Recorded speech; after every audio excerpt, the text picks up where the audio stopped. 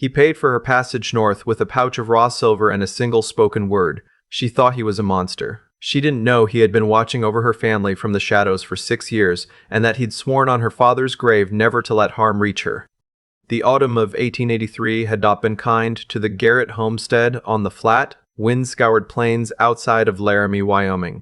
The sod house that Vera Garrett, age 22, shared with her ailing mother, Ruth, sat at the edge of a creek that had run dry 3 summers running.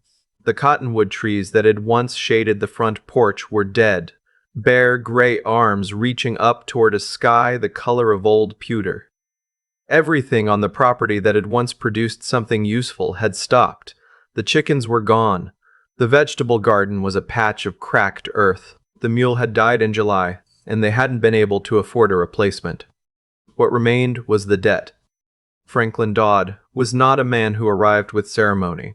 He came every first Monday of the month, in a black wool coat, riding a neat little Morgan horse, with 2 men flanking him, whose only purpose was to make other men feel small. He held the promissory note that Vera's late father, August Garrett, had signed 5 years prior in a moment of desperate optimism.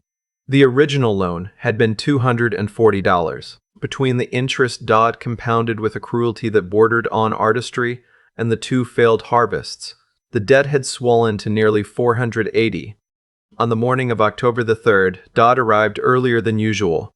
Vera heard the hooves from inside the house. She was standing at the window before the riders had cleared the dead cottonwood at the property line, her hands already tied at her sides. Ruth, wrapped in a blanket in the rocking chair near the cold stove, looked up at her daughter's face and seemed to read everything there was to know in the set of Vera's jaw. "Is it Monday?" Ruth asked softly. "It's not Monday," Vera said. That was when she knew this visit was different. Dodd dismounted without being invited, which he never did. He planted his polished boots in the dirt of the yard and removed his hat with the theatrical patience of a man who had rehearsed the moment. He held a folded document in one hand and gestured with it toward the house as Vera stepped outside. "Miss Garrett," he said, using the genteel address the way a man uses a sharp object, to remind you where the edges are. "I'll not waste your morning. The bank in Cheyenne has reviewed your account and called the note. The full amount is due in 30 days or the property reverts to the creditor. That would be me." Vera kept her voice steady. "You can't call a note due in winter. My father's agreement stated spring settlement." "Your father's agreement," Dodd said slowly, unfolding the document and holding it up, "has been superseded by the terms of refinancing you signed in April of last year." He paused, letting that land. "The signature is yours, Miss Garrett. You were there." She had been there. She had signed it in a blind panic the week Ruth's cough turned bloody, because Dodd had offered 3 months of relief in exchange for restructuring, and she had been so frightened and so tired that she had not read the revised terms carefully enough. The memory of it sat like a stone behind her sternum. "Now," Dodd continued, his voice dropping into something almost conversational, "I'm a reasonable man. There are options available to a young woman in your position. A capable domestic worker in Cheyenne commands a respectable wage. I have associates who require household management. A signed labor arrangement, say for 4 years, would satisfy the note in full and keep your mother in this house through the winter." Vera understood precisely what he meant. She had grown up on the frontier. She knew what a labor arrangement meant when offered by a man like Franklin Dodd. Not a kitchen, not a parlor, but an existence she would not survive intact. "No," she said. Dodd smiled as if she had said something childish. "Then I suggest you find $480 before the first snow." He turned, replaced his hat, and had one boot in the stirrup when the sound of approaching hooves rolled in from the north. The horse was enormous, a raw-boned Appaloosa, round with a gait that covered ground the way rivers cover stone, unhurried and unstoppable. The man astride it was taller than he had any right to be, broad through the shoulders, dressed in dark elk hide and a canvas duster that had weathered 10 winters at minimum. A wide hat shadowed the upper half of his face. His jaw was heavy, unshaven, and still. He rode with one hand loose on the reins and one resting on his thigh beside a long-barreled Sharps rifle sloped against the saddle. He pulled the Appaloosa to a stop between Dodd's men in the porch without a word of announcement. Vera had never seen him up close. She had heard the name spoken in the feed store, in the post office, in the low, careful voices people reserve for things they half believed in. Corbin Shaw, a trapper and wolfer who ran lines in the Highwind River country above the tree line, who came down twice a year with furs and left again before anyone could form an opinion of him. People said he had killed 3 men in a single afternoon during some dispute near South Pass City that no one could fully account for. People said a great many things. He looked at Dodd the way a man looks at weather, assessing, not afraid. "I heard the terms," Corbin said. His voice was low and even, the kind of voice that doesn't need volume to fill a yard. Dodd stiffened. "This is a private financial matter, Shaw. I'd advise you to." Corbin reached inside the duster with 2 fingers and withdrew a leather pouch, the drawstring dark with age. He held it out level, then dropped it. It hit the dirt at Dodd's feet with the dense, ringing thud of metal on clay. "Count it," Corbin said. "There's $520 in silver coin and raw ore, acidate weight, from the Wind River camp." He looked at Dodd's man on the left, who was already crouching to open the pouch. The man's eyes widened. He nodded without being asked. "The note is paid," Corbin said. "The girl's labor contract, if Dodd had one drawn up in his coat, is void. The property is clear." Dodd's face moved through several emotions in a short span of time. "You have no legal standing to." "I'm not doing law," Corbin said flatly. "I'm paying a debt. You have your money. There's nothing left for you here." Dodd looked at Vera. Something moved in his expression that she didn't like. The slow recalibration of a man who had been denied but not defeated. He picked up the pouch from the dirt, turned without another word, and rode south with his men. The yard was very quiet after that. Vera stood on the porch and looked at the man still sitting his horse in her yard. Her heart was hammering against her ribs, but she kept her face as neutral as she could manage, because she was her father's daughter and she had learned early that you did not show fear to anything that might smell it. "Why?" she said. Corbin dismounted. He was even larger on the ground. He looped the Appaloosa's reins over the dead cottonwood without looking at her and said, "I need a woman to come north. Keep a house in the Wind River country through the winter. You'll be clothed and fed and left alone when you want to be left alone." "You paid $500 to hire a housekeeper," Vera said. "I paid $500 to keep Dot from ruining you," he said. "The arrangement afterward is just practical." He wasn't wrong, and she hated that he wasn't wrong. She looked back at the house, at her mother's pale face visible through the window glass. Ruth Garrett was 53 years old, and coughing blood, and the sod house had no working stove, and winter was 6 weeks away. There was no arrangement Vera could make for herself in 30 days that would be better than this one, and they both knew it. "She stays in the house," Vera said. "My mother, someone comes to check on her. I'll arrange it with the Fenwick family 3 miles east. They owe me a winter's worth of favors." Vera looked at the man in the elk-hide coat for a long, still moment. He was not warm. He was not trying to reassure her. He was simply stating what would happen, and there was an odd relief in that. No pretending. No honeyed promises that were going to cost her something later. "Pack light," Corbin said. "We ride at dawn. The high passes close by November, and we're already behind." She was allowed 1 bag. She took her mother's Bible, 2 wool dresses, a pair of her father's old work gloves, and a small framed photograph of the Garrett family taken in 1875, father, mother, and a 12-year-old Vera squinting into the sun. She packed the photograph last, wrapping it in a petticoat for the journey. She did not let herself cry. Not that night and not the next morning when she embraced her mother in the gray pre-dawn light and felt how thin Ruth had become beneath her palms. She held on longer than she intended, and Ruth said, quietly, into her daughter's hair, "Be careful what you decide about this man before you know him." Vera didn't answer. She stepped back, picked up her bag, and walked to the horse Corbin had brought for her. A solid, short-coupled bay mare with a calm eye, and mounted without assistance. The journey into the Wind River Range was 8 days. For the first 4, Corbin Shaw said almost nothing that wasn't strictly navigational. He set camp efficiently and without complaint, handled the fire and the horses, and produced food that was plain but sufficient. He did not impose himself. When Vera asked direct questions, How far to the camp, how long the pass section would take, he answered directly. When she asked nothing, he offered nothing. It was not rudeness, it was simply the shape of him. On the fourth night, at a high-elevation camp where the temperature fell so sharply after dark that Vera could feel the cold moving through her blanket like a living thing, she woke at some hour past midnight, shivering violently. The fire had burned to coals. Across the camp, Corbin was sitting up with his back against a rock, awake, the way men who've lived alone in dangerous country learn to stay awake. Lightly, with no obvious effort. He looked at her for a moment. Then he stood, added wood to the coals until they caught, and moved his bedroll 8 feet to the right of the fire's warmth and gave her his position, the spot with the most direct heat, screened from the wind by the rocks behind it. "I don't need," she started. "You're shaking," he said, not unkindly, just as fact. He settled into the new position with his back to her and said nothing more.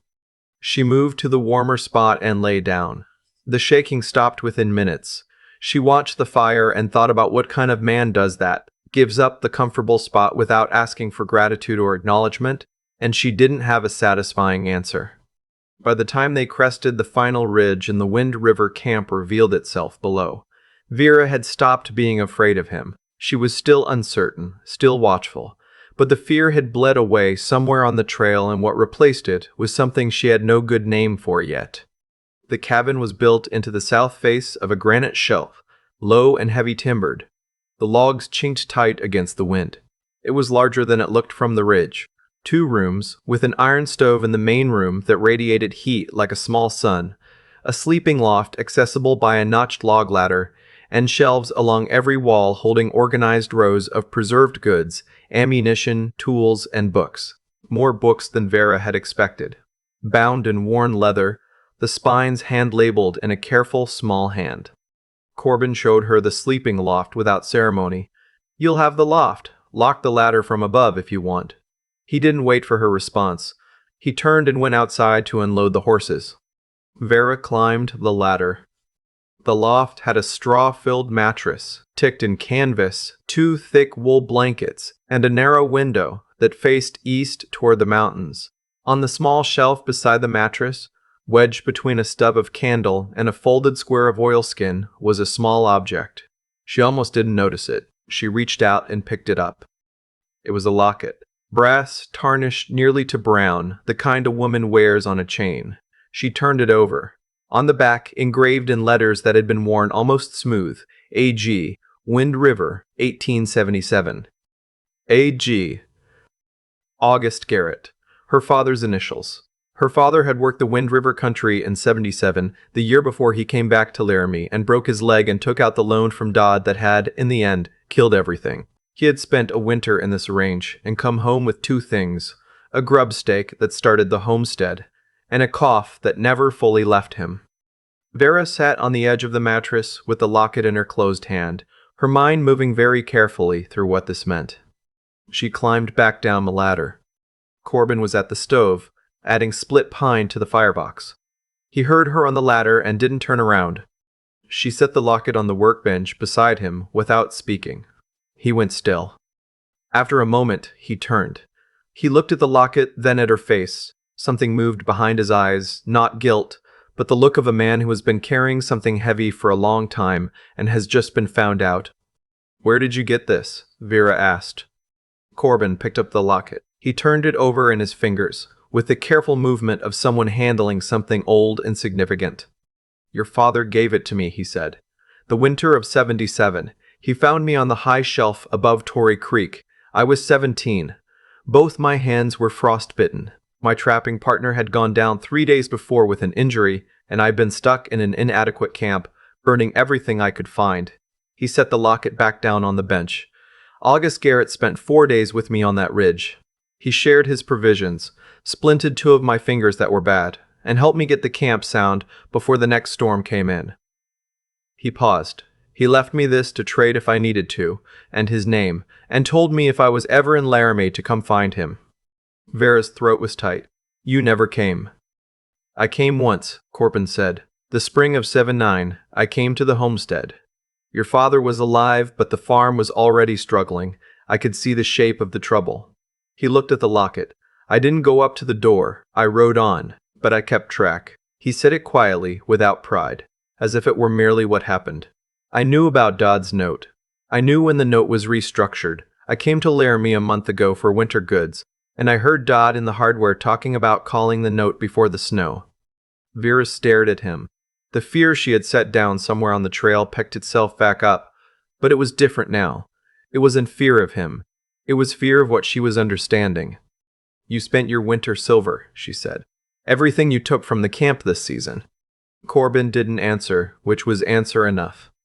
Why? She asked, and her voice came out smaller than she meant it to. He was a stranger. My father was a stranger who spent 4 days with you on a ridge 11 years ago. Corbin was quiet for a long time. The fire in the stove settled with a soft thud of embers. He didn't have to stay, he said finally. He could have pointed me toward lower ground and kept moving. He had his own schedule, his own camp to get back to. But he stayed 4 days and he didn't mention it once. Didn't hold it over me, didn't ask for accounting. He just did it because it needed doing. He looked at Vera with the directness of a man who does not embellish. A man like that, his people deserve protecting. That's all. Vera pressed the back of her hand against her mouth for a moment, not to stop tears, just to hold herself steady while the full weight of it settled. Her father had been a quiet, unshowy man who helped people without requiring an audience for it, and had died exhausted and broke in a sod house on failing land. He had never known that a 17-year-old boy on a frozen ridge had kept him alive in his memory for 6 years, and had ultimately spent his life savings on behalf of a daughter he'd never met. He died in February, she said. This year? Corbin nodded. He had known. She looked at him, this large, scarred, profoundly silent man, and understood that he was not what she had thought he was in the yard of her homestead. He wasn't a buyer. He wasn't a predator dressed in frontier manners. He was something much stranger and much harder to account for. A man who had witnessed one act of uncomplicated human goodness, and had spent more than a decade quietly trying to square the debt. That night she lay in the loft and listened to the wind working against the north wall of the cabin. She could hear him below, moving around the stove, the soft clank of iron, the particular quiet that settles over a space when someone accustomed to solitude is simply occupying it. She thought about what her mother had said at the door. Be careful what you decide about this man before you know him. She thought she was beginning to know him. The winter that followed was the harshest the Wind River Range had seen in a decade. The first serious snow arrived in the second week of November, not a gradual whitening but a full assault, 3 feet in 2 days, the wind screaming through the passes with a sound like something being torn apart. The cabin held, the stove held, and in the enforced intimacy of a 2-room structure buried under 6 feet of snow, Vera and Corbin built, cautiously and without discussion, something that resembled a life.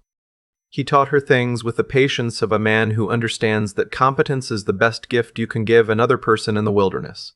How to read the weather off the eastern peaks. How to set a snare without leaving human scent. How to bank a fire so it held through the night without burning through all the wood by 3 in the morning. He was a better teacher than he knew. Clear, unhurried, willing to demonstrate twice without making her feel she'd needed it. She brought things to the cabin that had no obvious survival value, and turned out to matter enormously. She read aloud in the evenings from the books on his shelves. History, mostly, a battered volume of Dickens. A natural history of North American birds that she found herself genuinely absorbed in. And the sound of a human voice doing something other than issuing instructions seemed to physically change the quality of the air in the room. She watched him, over weeks, begin to sit closer to the stove when she read, then to ask questions. Then, once, tentatively, to tell her what he thought of something, a passage she'd read about the migration of cranes, and she had listened and responded, and he had looked briefly startled, as if he had forgotten that conversation could work that way. In December, a wolverine found their food cache in the outer root cellar. Corbin spent 2 days tracking and dealing with the animal, returning on the second night with a deep laceration across his forearm from a trap spring that had misfired. He came inside and sat down at the table and set his arm on the planks with the matter-of-fact air of a man who had had worse. But Vera could see the wound was serious, long and still seeping, and she sat across from him without asking permission and cleaned it and drew it closed with strips of cloth, She boiled in the kettle first. He watched her work. "You've done this before," he said. "My father had a tendency toward getting himself cut," she said, not looking up, "and we were 10 miles from the nearest doctor." He was quiet while she worked. Then he said, "Your hands are steady." "I have a lot of practice being steady," she said. She felt him look at her for a long moment. She kept her eyes on her work. By January, there were no longer two people occupying the same structure. They were something harder to name, something built in the particular way that trust gets built, when there's no one else for 30 miles in any direction and the wind is trying to get in through every seam. They talked in the evenings. They argued once, sharply, about something in the Dickens, whether a particular character had done the right thing in a specific moment. And it was the most alive Vera had felt in months, and she could see from his expression that it was the most alive he had felt in years. She caught herself watching him when he wasn't watching her. The way he moved with an economy that wasn't gracelessness but precision, nothing wasted. The way he was with the horses, which was gentle and exact. The way he stood at the window in the early morning looking east at the peaks with an expression she could only describe as belonging, the look of a man who has found the place that corresponds to the interior of him. She knew she was in trouble in February when he was down by the creek resetting a line and she heard a sound from the high timber, a sharp, brief crack that wasn't the temperature working on wood, and her stomach dropped so violently she had to grip the doorframe. It passed and she heard him moving normally a few minutes later, and the relief that moved through her was disproportionate and illuminating. That was when she stopped pretending she didn't know what was happening. In late February, the trouble came. Corbin was out running the upper trap line when Vera heard horses below the south ridge. Too many, moving too deliberately for trappers or lost travelers. She went to the east window and counted. 5 riders in long dark coats, working their way up the switchback trail with the methodical patience of men who'd been given directions and were following them. She knew 2 of the horses, the Morgan and the great Dodd's animals. Dodd had taken the silver. Dodd had waited out the worst of the winter. And now, with the passes navigable, he had come to find what he had actually lost. Because a man like Franklin Dodd doesn't lose anything without trying to recover it. Vera didn't wait to see if she was wrong. She was across the room and had the Winchester off the wall before the lead rider had cleared the last switchback. She checked the load, filled her coat pockets with cartridges from the box on the shelf, and slid the heavy bolt home on the cabin door. Outside, she heard the horses stop in the yard. "Shaw," Dodd's voice carrying easily in the cold, still air. "I know you're in there. You and the girl. Come out and let's have a reasonable conversation about what's owed." Vera stood with her back to the wall beside the window and regulated her breathing the way Corbin had shown her. Not for shooting, he'd been teaching her to shoot, but it applied. Slow down, slow everything down. Think in sequences. Dodd's claim on the note was gone. He knew it. This wasn't about the note. This was about the silver and the land and the fact that Dodd didn't accept loss cleanly. "Garrett land is mine," she called out through the closed window. "The note is settled. You have no legal standing here." A silence. Then a new voice. Not Dodd's. Rougher, "Open the door, girl. Mr. Dodd just wants to talk to the trapper. Nobody needs to get hurt." "Corbin Shaw is on the high line," she said. "He's got a buffalo rifle at a range your revolvers can't touch. Ride back down the mountain and you'll make it to the switchback before he decides." She heard low talking in the yard. She rose fractionally and glanced out the corner of the window. 2 of the men had dismounted. One was moving toward the side wall of the cabin, toward the window she wasn't watching. She moved. She went to the north window, raised it 2 inches, and waited. The man came around the corner, hands low, watching the cabin. She said, "Don't." He stopped. "Go back to your horse," she said quietly. "Last chance." He didn't go back to his horse. He took 1 more step, and she put a round into the frozen ground 6 inches in front of his boot. The sound of the Winchester in the mountain stillness was enormous. His horse shrieked and bolted. He went backward into the snow. Chaos hit the yard. The other horses lunged and shied. She heard Dodd screaming something. She reloaded the lever fast, the way she'd been taught, moved back to the main window, got low. "Burn it," someone yelled. "Burn them out." She heard the sound of a bottle, glass on glass, and knew they were making something. and a cold, clarifying terror hit her. The rifle shot came from the east ridge. It was a single round from a Sharps, unmistakable to anyone who'd heard it before, a sound like a cannon discharged at close range, rolling off the rock faces in expanding concentric echoes. The whiskey bottle that one of Dodd's men had been uncorking exploded in his hand, and the man sat down hard in the snow, looking at his empty fingers as if they had surprised him. No one was hit. The second shot took the hat off the man nearest the cabin door. Still no one was hit. The third shot was placed into the frozen creek bank 10 feet behind Dodd's horse, and the horse made a decision immediately, and Dodd went with it. And then all of them were going down the switchback, fast, the way men go when they've decided the arithmetic of a situation no longer works in their favor. Vera stood in the center of the cabin, the Winchester still in her hands, listening to the hoofbeats go. The door opened. Cold air flooded in. Corbin crossed the threshold, the Sharps in his right hand, his eyes moving over her with an expression she hadn't seen on him before. Undone, briefly, the flat control he carried everywhere, gone for a moment. "They made fire," she said.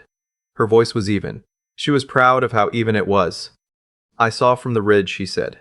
He looked at her hands on the Winchester. "You're all right." "I'm all right." She set the rifle down on the table and her hands shook for the first time. "I put a warning shot in front of the man who came around the north side. I may have overestimated my—" "You did everything right," he said. He moved across the room and took her hands, both of them, just held them without squeezing, and looked at her directly. "You did everything right, Vera." The shaking subsided. She looked at him looking at her. She thought, "This is the moment. This is the moment I will think back on." She said, "Dodd won't come back himself, but he'll send someone." Corbin didn't let go of her hands. "I know. We can't spend every winter looking down the mountain," she said. "No," he agreed. "There's a magistrate in Lander," she said. "If we file Dodd's attempted intimidation with a proper witness and document the satisfied note, his legal exposure gets expensive enough that it's not worth his while." She paused. "My father was smart about one thing. He kept copies of every document he ever signed. I have the original terms of the note. I have the restructuring agreement. In the spring, I want to go to Lander." Corbin looked at her for a moment. Something shifted in his face, not surprise, but recognition. The same expression she'd seen on him in the evenings when she'd say something in conversation that matched something he'd been thinking and not said. "In the spring," he said. She looked at him. This man who had given up an entire season's earnings on a debt that wasn't his, who slept on the floor so she could have the fire's warmth, who had kept a dead man's locket for 6 years as a form of promise, and felt the full particular weight of what the winter had made of the two of them. "I'm not leaving after Lander," she said. It was not a question. He held her gaze. "No," he said, "you're not." Spring came the way it always does in the high country. Not gently, but decisively, the snowpack letting go of the granite in great rumbling slides, and the creek below the cabin running full and loud. Vera and Corbin rode down to Lander in April with her father's documents, Corbin's witness account, and enough documented evidence of Dodd's conduct that the magistrate, a small, precise man named Hargrove, who apparently had his own reasons for disliking Franklin Dodd, took the complaint with visible satisfaction. Dodd's exposure was sufficient. He withdrew his interest in the Garrett property in writing before the month was out. The homestead outside Laramie passed legally to Vera, unencumbered. She rode out to it in May. The sod house was still standing. The Fenwick family had kept it through the winter as agreed, and Ruth Garrett was thinner than she should have been, but warm and cared for, and sitting in a rocking chair by an actual working stove that Corbin had arranged to have delivered before the first snow. Ruth looked at her daughter in the doorway, and then at the large, quiet man on the Appaloosa behind her. "You figured it out," Ruth said to Vera. "Eventually," Vera said. Ruth looked at Corbin for a long, appraising moment. "You have the look of a man who keeps his word," she said. Corbin removed his hat. "I try to, ma'am." Ruth nodded slowly, which was as close to benediction as she generally offered. She looked back at Vera. "What will you do with the land?" Vera had thought about it on the ride down. The homestead was marginal. She knew that. The soil was poor and the water unreliable, and the story of the Garrett farm was, ultimately, a story of land that couldn't sustain what had been asked of it. But it was hers, and there were families on the east edge of the county. 4 of them, she'd learned from the Fenwicks, who were in the same position her father had been in 3 years ago, and Dodd was circling them already. "I'm going to deed the eastern 40 acres to the Crane family," she said. "The creek runs better on that end, and I'm going to talk to the other families about a cooperative arrangement, shared equipment, shared market access. There's a land cooperative in Sheridan that the Grange is running. We could attach to it." Ruth looked at her for a moment. "Your father would have thought of that," she said. "I know," Vera said. "I learned it from him." She stayed a week in Laramie, arranging what could be arranged. Corbin stayed with her, useful and uncomplaining, helping shore up the sod house roof and restringing the fence line on the north pasture. He was not a man who required explanation for why you helped people. He simply helped. She had noticed this. On the last evening before they rode back north, she and Corbin sat on the dead cottonwood in the yard, the same tree Dodd had stood in front of, back in October, and the light went long and amber over the flat plains, and the grass moved in waves, the color of the locket she still carried in her coat pocket. She took it out and looked at it. "Keep it," Corbin said, watching. "It's yours," she said. "It was your father's," he said. "It was never really mine. I was just the one holding it." She turned the locket over. A.G., Wind River, 1877. She thought about the man who had spent 4 days on a frozen ridge with a stranger's son because it needed doing, and who had come home with an exhausted body and a busted leg, and a small grub stake and a cough that eventually killed him, and who had never in his life understood the size of the ripple his ordinary decency had made. She closed her fingers over the locket. "I want to go back north," she said, "the Wind River camp." Corbin looked at her. In the amber light, with his hat off and his face unguarded, he looked less like the thing people whispered about in feed stores and more like what he actually was. A man who had been alone too long in beautiful country and had finally stopped being alone. "I know," he said. They rode north the next morning as the sun broke clean and white over the eastern plains, the Appaloosa and the bay moving in easy stride, the Garrett homestead diminishing behind them until it was just a dark line against the grass, and then nothing, and then they were in the foothills. And then the mountains opened up and took them in. And the last thing Vera Garrett felt, as the trail bent north, and the wind came down off the high peaks carrying the cold smell of pine and snowmelt, was the particular and irreplaceable warmth of being, for the first time in a very long while, exactly where she was supposed to be. I keep thinking about August Garrett on that frozen ridge in 1877, a man with his own schedule, his own camp to get back to, his own winter bearing down on him, who chose to stay 4 days with a stranger's injured son because the boy needed help and no one else was there to give it. He didn't record it. He didn't mention it later. He came home with a busted leg and a cough that would eventually kill him, and as far as anyone around him knew, nothing significant had happened that winter at all. That's the thing about quiet decency. It doesn't announce itself. It doesn't keep a ledger. And yet, and this is what Vera's story keeps pressing on me, it doesn't disappear either. It moves forward in time in ways the person who did it never gets to see.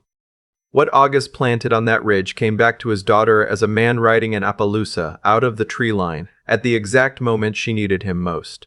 That's not luck. That's the long, patient mathematics of how character actually works in the world. What you do when no one is watching doesn't vanish. It settles into the people you helped, and it travels with them. And someday, maybe years later, maybe a generation later, it comes back around. I think about Vera too. She had every reason to be paralyzed by the situation she was in. Her father was dead. Her mother was sick. The debt was real, and Dodd was not a man who accepted soft answers. But she didn't collapse into the circumstances. She read them clearly, figured out the shape of the trap, figured out what the least bad exit looked like, and made the decision with both eyes open. That kind of thinking, the ability to stay rational when everything in you wants to panic, isn't something you're born with. It's built. Vera built it out of years of keeping a failing homestead alive, years of being the person who figured things out because there was no one else to do it. And then there's the winter in the Wind River country, which I find myself returning to more than any other part of the story. 2 people, isolated, no audience, no performance required. What came out of Corbin Shaw in that cabin, the patience, the teaching, The way he gave up the warm spot by the fire without making a moment of it. That was just who he was. You can't fake that over months.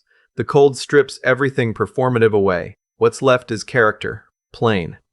Vera saw it, and she didn't convince herself out of what she saw because it was inconvenient or complicated. She let herself know what she knew. That takes a specific kind of courage that I don't think gets named often enough. The courage to trust your own accurate reading of a person, even when the circumstances of how you met them were all wrong. What I carry from this story is something like a question I ask myself. Am I doing the things that matter when no one is watching? Am I thinking clearly when the situation is designed to make me panic? Am I building the kind of steadiness in myself that would hold up in a Wind River winter? I don't always have good answers, but I think those are the right questions. August Garrett answered them quietly on a ridge in 1877, and the echo of it is still moving.